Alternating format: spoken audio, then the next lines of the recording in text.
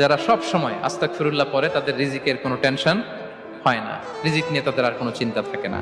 আল্লাহ নবী নূহ আলাইহিস সালাম যিনি ওনার জাতিগোষ্ঠীকে বলেছিলেন ফাকুল তুস্তাগফিরু রাব্বাকুম ইন্নাহু কানা গাফফারা, তোমরা বেশি বেশি ইস্তেগফার পড়ো, তিনি ক্ষমাশীল। ইস্তেগফার করলে কি হবে? ইউরসিলিস সামাআ আলাইকুম মিদরারা, রহমতের বৃষ্টি বর্ষণ। যারা সব সময় আস্তাগফিরুল্লাহ পড়ে তাদের রিজিকের কোনো টেনশন হয় না, রিজিক নিয়ে তাদের আর কোনো চিন্তা থাকে না।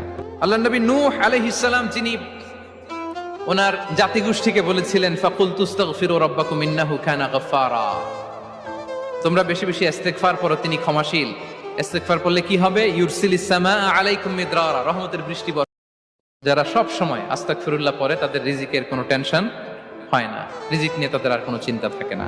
আল্লাহ নবী নূহ আলাইহিস সালাম যিনি ওনার জাতিগোষ্ঠীকে বলেছিলেন ফাকুল তুস্তাগফিরু রাব্বাকুম ইন্নাহু কানা গাফফারা,